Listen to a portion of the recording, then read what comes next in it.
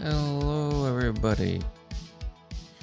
We are back with another NBA 2K podcast hosted by yours, RF Ribeiro. You can just call me Rib. That's what the community knows me by. And today I want to talk about a few things. We're going to talk about the cover design. We got the winners.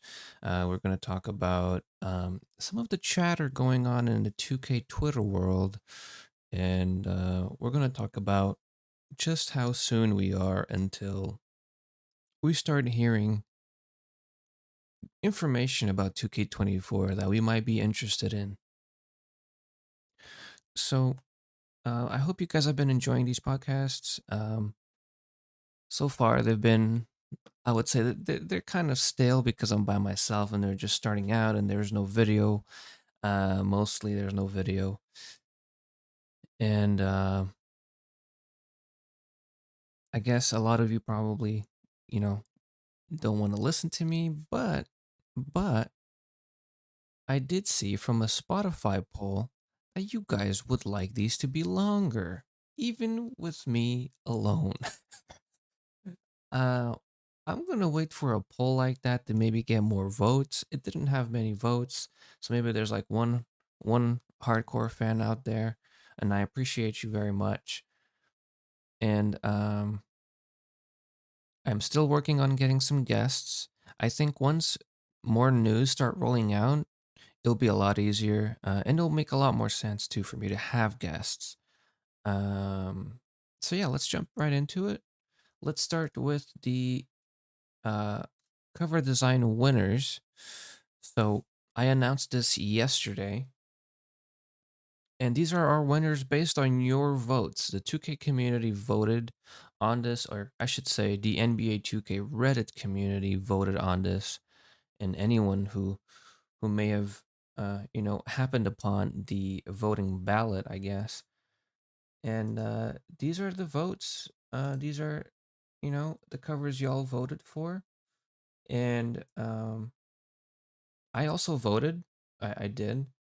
And I will share with you guys the covers I voted for. But it's really neat to see this every year. I do wish I do wish more people entered this year. This was a low year. I think I said this in the last podcast. And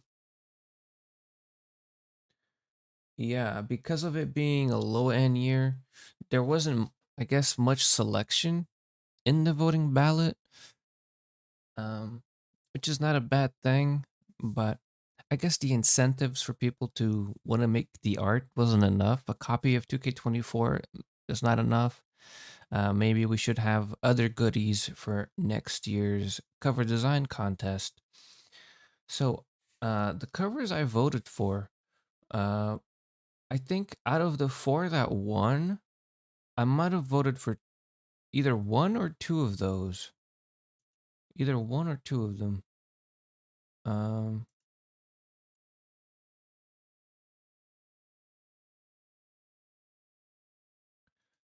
Let me see. I don't think I can find my own vote. However, I can show you guys the ballot, which is now closed, obviously. So I really liked this Kobe Bryant cover because, oh wow, this really really zoomed in. Um, Using the 24 on the jersey as the number for 2K24, it's creative, it's different, and I don't mind it. I think it looks really really cool for like a legendary edition, or in this case, a Mamba edition. So it's not the standard cover. So I really enjoy that. And then I think I voted for a Jokic cover just because it's Jokic. I'm a big fan of Jokic and everything he's been doing in recent years. Although the cover can look a little bit too much, it really jumps into the Joker look. Um, I still enjoy that. Jokic is getting the recognition he deserves. So I voted for those. and I voted for this one as well. And the reason I voted for it is because it's a painting. In all my years being a mod here and being a part of this community on Reddit, I have never seen a painting cover. Now, 2K, the official 2K covers in recent years have been paintings because they wanted to step away from the um the Photoshop aspect of a cover. They wanted to jump away from something that people can recreate at home very easily. Or not very easily, but it anybody can put a cover together. Whether it looks good or not, um, anybody can put. You can go on Google, you grab these images, you put them together in a rectangle. You slap a 2K24 logo on it, and you can call it a cover. Um, and 2K wanted to go, in an opposite direction, which they have, and they've done wonderfully, I think. All the paintings, the artists that have put work into all the covers in the past few years, um, they've been paintings, and I love them. I think they're great. Even if they are digital paintings, it's still a painting process, and I really, really enjoy it. So when I saw that somebody made a painting cover, I was like, yeah, like this is obviously it's not it doesn't, how do I say this? Maybe the NBA 2K24 title should have been not painted. It just it's too different. It's too different even as a painting, it's too different from like a 2K24 cover. But I think it has more to do with the fact that NBA 2K24 is also painted on, and 2K, even with their painted covers, they don't paint that. Um, so that's Mark Aguirre, by the way. Hopefully, I'm not mispronouncing his name. And this cover was made by Jade M Art, and you can find him on Reddit under the name Jade M Art. If you go into the cover design contest post on Reddit, which you can find through my profile, if you go in there and you scroll down, you will see his art, his entry, which is this cover, and yeah, it's an oil painting, and he's been trying to paint recently to emulate the 80s 2000s live sports TV look. I feel it adds energy and lets your brain fill in the missing details, which it does. It does a good job at that. And his only issue is that it is a little bit crooked, is what he said. And he didn't notice it until it was a little bit too late. Um, Again, I think it's wonderful. I wish there was more creativity like this in the 2K community. You don't see a lot of that. A lot of it is photoshops. The my team concepts are photoshopped. The covers are photoshopped. Um, this was refreshing. So shout out to Jade. He got one of my votes as well, and those are the three votes that I had in the cover design contest. And yeah, congrats to all the winners. I will be giving out the grand prize winner a copy of 2K24 whenever the game releases, of course, not earlier. And next, I don't know if you guys partake in Twitter at all, but there's been a back and forth going on between left right players, people that dribble. They do the left right dribble, and it looks cheesy. Well, it is. It is a cheese. It is a cheese move, and people that play the game with hop steps and step backs. The regular 2K moves that I think 2K would prefer you to do. There's been a back and forth between which ones are better and which ones are not good and which ones you should be doing, which ones are competitive moves and which ones are not competitive moves. And I gotta tell you, like, I tweeted that I think it's good that there's a balance. It seems like there's a balance in the community between the two. Do I like the left right cheese? Do I like it? I've never liked anything in 2K where most people are doing it because they see content creators do it and and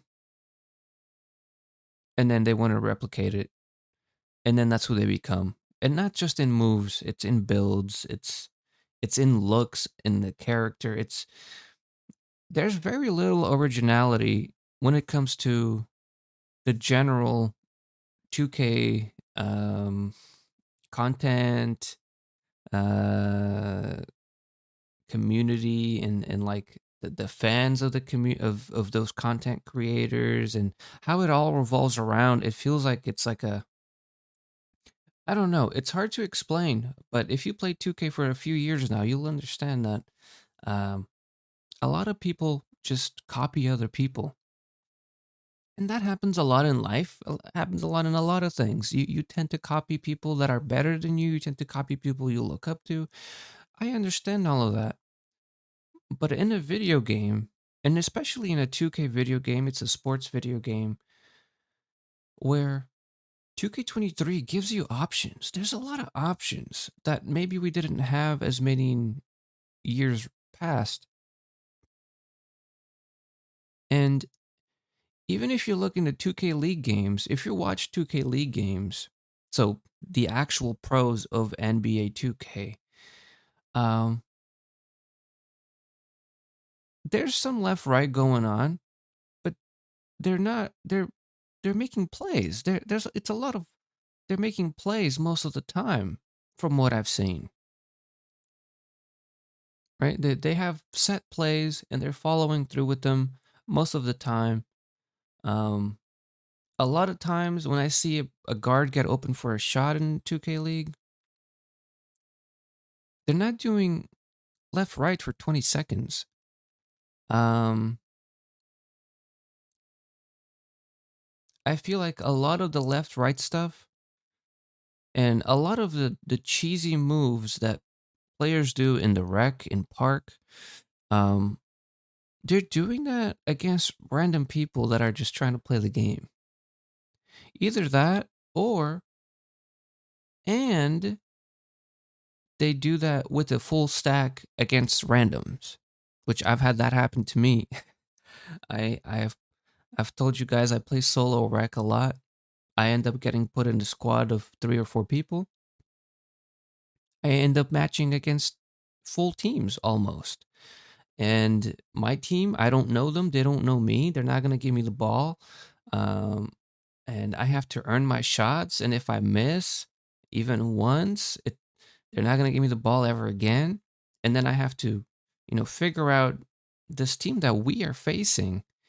Um, and how they can communicate better and how they know each other and we don't, and it makes for a messy game a lot of times.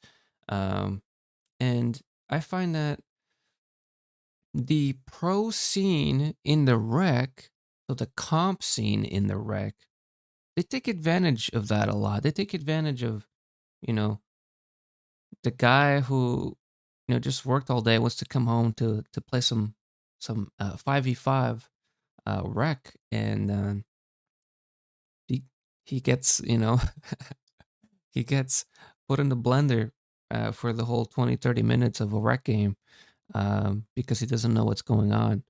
He's by himself. He's with these randoms, and he's not playing against other randoms. He's playing against guys that are doing cheese moves that they learned on YouTube, and it makes for an awful experience a lot of times. Now, my personal opinions about it, I don't mind it. I don't mind it because I don't think left right works that well in most situations. Like I said, in 2K League, they're not doing that for 20 seconds on the clock. Um, people that do that, they're doing that in the park. They're doing that in the rec when they have a team and they're playing against randoms that don't know what's going on, right? They don't understand the move.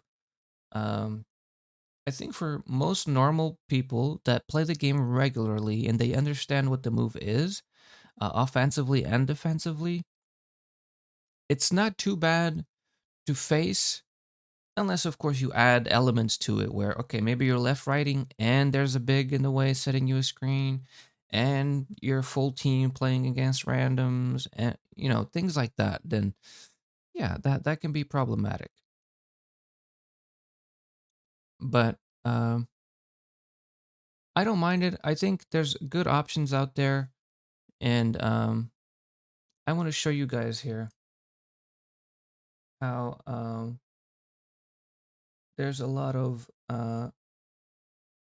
2K community posts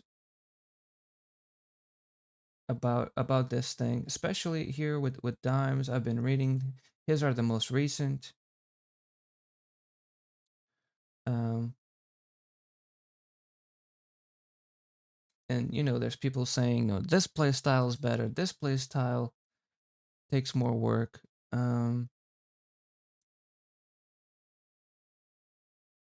I feel like y'all saying he's still left righting, but it's coming from actually reading the defense spammers or comp players mindlessly left right just to get open and jack up a fading three. It's true. He's literally reading and reacting. This is a solid play style. That is also true. So again, I don't mind it. I don't mind whatever way you want to play. 2K has a lot of options, and I feel like there's a good balance that I think will be improved on in 2K24, and people shouldn't be so hateful or I don't know, so against other people's play styles if it works for them.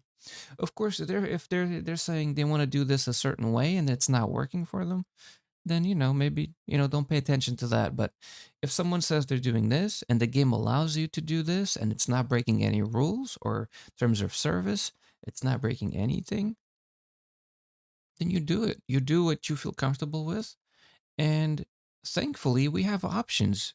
There's options. So what is the issue here? We want everybody to be doing one thing instead of doing these multiple things. Um, Personally, uh, I left right minimally. I do it when it makes sense to do it, but most of the time, my favorite shot to take is the step back, or like the hop step, and try to get really really try to get people really off guard on it. So just to kind of lose them in those, so that they're pretty wide open. Um, so I do that a lot. I do. I don't know if it's Booker or Luca's hop step. I do that. I do that quite often. I have a YouTube short on my channel with like a highlight that um, shows me doing a few of those. Um, so personally, those are my moves. And again, I don't play.